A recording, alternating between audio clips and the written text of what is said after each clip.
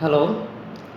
তো এখন যা দেখাবো সেটা হচ্ছে কম্পিউটারের ব্যাপারে কোনো কিছু। যেমন অনেকে আমাকে বলে যে কম্পিউটার ইউজ করতে, করতে কম্পিউটার স্লো হয়ে গেছে। কিভাবে আমরা আগের মতো স্পিড আপ করব বা কি করলে আপনাদের কম্পিউটার স্লো হয়ে যাওয়ার সম্ভাবনা থাকে, কিভাবে সেটা আবার স্পিড আপ করবেন, সেই জিনিসগুলো আমি এখানে দেখাবো, যেটা খুবই গুরুত্বপূর্ণ লেসন।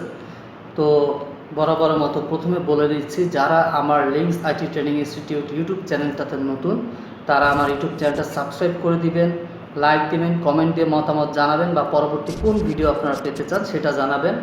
আর যারা ফেসবুকে আছেন তারা কাইন্ডলি আমার Facebook page links IT training ইনস্টিটিউটে একটা লাইক দিয়ে রাখবেন। পেজেও আমি অনেক গুরুত্বপূর্ণ অনেক কিছু পোস্ট করে থাকি। আর বেশি করে আমার ভিডিওটা শেয়ার করবেন যাতে অন্যরা দেখে উপকৃত হতে পারে, তারাও কিছু শিখতে পারে।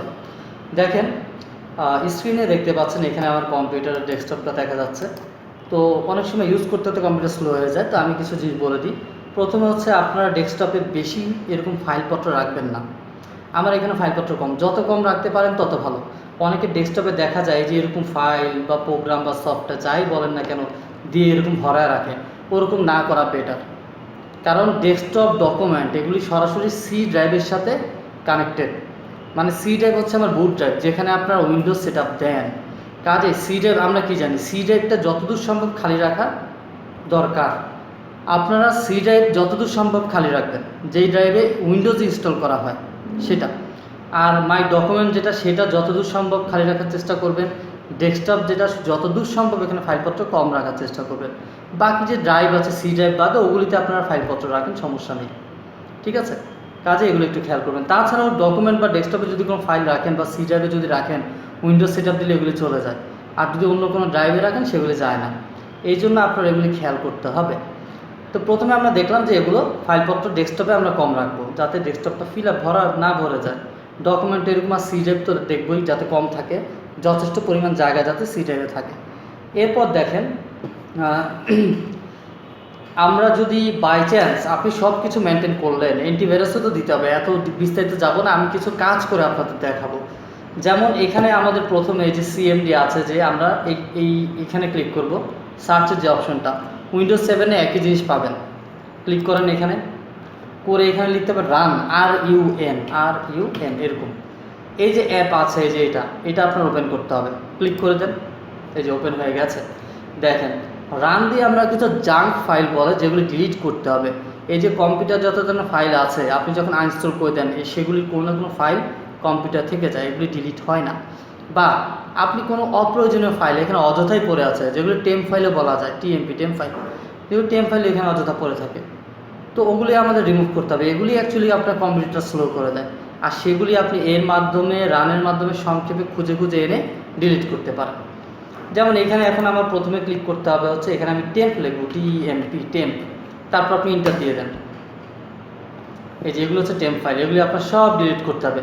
কিবোর্ডে কন্ট্রোল চাপ দিয়ে দেন, অল সিলেক্ট, তারপর এখান থেকে আপনি কি করবেন, ডিলিট দিবেন। বেটার হয় শিফট চাপ দিয়ে ডিলিট দিলে, তাহলে পার্মানেন্ট ডিলিট হয়ে যায়। নয়তো রিসাইকেল বিনে গিয়ে আবার জমা হয়, ওখান থেকে আবার ইরেজ করতে হয়।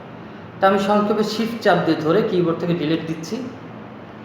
এই যে 883টা আইটেম আমার পার্মানেন্ট ডিলিট করবে। দেখেন, কিছু ফাইল রয়ে যায়, ডিলিট হয় না, যাই হোক দেখা যাবে। এখান থেকে ইয়েস দিয়ে দেন। এইটা যদি এরকম আসে, এখানে একটা টিক চিহ্ন দিবেন, do this for all current items, তারপর কন্টিনিউ দিয়ে দেন। ওর মতো কাজ করুক। এটা আবার টিক চিহ্ন দিয়ে ট্রাই অ্যাগেন দিয়ে দেন। আর কিছু আছে, একটা আছে, ট্রাই অ্যাগেন দিয়ে দেখেন হয় কিনা। যদি না হয় আপনি স্কিপ দিয়ে দেন, এটা সমস্যা নেই, একটা রয়ে যাক, ব্যাপার না। তাহলে সব কিছু চলে গেছে, এখন রিসাইকেল বিনে যায় না, শিফট ডিলিটে ডাইরেক্ট পার্মানেন্ট ডিলিট হয়ে যায়। এই গেল আমার টেম্পের কাজ। কত ফাইল ছিল দেখতে পাচ্ছেন, এগুলির জন্য কিন্তু কম্পিউটার স্লো হয়ে যায়। আপনারা খেয়ালও করেন না, আপনার ব্যাকগ্রাউন্ডে এতগুলো ফাইল জমা হয়ে আছে অযথা, যেগুলি রিমুভ করতে হবে। ওকে, এটা আমরা ক্রস দিয়ে দিই, কারণ এখানে আর কিছু নাই। তারপর এইভাবে কেটে দিই, একটা রিফ্রেশ দিয়ে দেখি কি হচ্ছে। ঠিক আছে, শুধু এটাই, সমস্যা নেই, কেটে দিই। এখন আমরা আবার এখানে গিয়ে রানে যাব।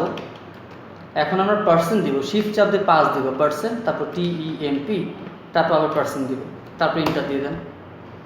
এই যে টেম্প ফাইল, এবার এগুলো রিমুভ করতে হবে। কন্ট্রোল-A, শিফট চাপ দিয়ে ডিলিট। 43টা আইটেম আছে, ইয়েস দিয়ে দেন। এখানে আপনার টিক চিহ্ন দিয়ে ট্রাই অ্যাগেন দিয়ে দেন। দিয়ে দেখেন। আচ্ছা, এগুলি রয়ে যাবে, স্কিপ দিয়ে দেন, স্কিপ স্কিপ দিয়ে দেখেন, টিক চিহ্ন দিয়ে স্কিপ দিয়ে দেন, ব্যাস এগুলি থাক, সমস্যা নেই, কেটে দেন। এবার ফাইনাল আরেকটা কাজ করতে হবে, আমরা আবার রানে চলে যাব। এখানে কি আমরা লিখব TREE, সে একে স্ক্যান করুন কী কী আছে, এই যে ব্যাস হয়ে গেছে। এখন আবার কম্পিউটারটা দেখবেন আবার বুস্ট আপ, আবার স্পিডে কাজ করবে। আর প্রয়োজনে আপনি রিফ্রেশ দিতে পারেন 2 বা 3 বারের পর, রিফ্রেশ তো দিতে হয়, যে কোনো কাজের পরে বা আগে রিফ্রেশ দিয়ে নেবেন। এভাবে আপনি যেগুলি অপশনাল ফাইল আছে, যেগুলি প্রয়োজনীয় অপ্রয়োজনীয় ফাইল, আননেসেসারি ফাইলস, ডকুমেন্টস, সেগুলো আপনি কম্পিউটার থেকে রিমুভ করে ফেলতে পারবেন পার্মানেন্টলি, যার মাধ্যমে আপনার কম্পিউটারটা আরেকটু স্পিডে আগের মতো কাজ করবে। ঠিক আছে, তো ভিডিওটা ভালো লাগলে অবশ্যই সাবস্ক্রাইব করবেন, লাইক করবেন, কমেন্ট করবেন, শেয়ার করবেন, আর আমার ফেসবুক পেজ ভিজিট করবেন। আর আমার ওয়েবসাইট আছে www.linksinstitute.com, ওয়েবসাইটটা ভিজিট করতে পারেন।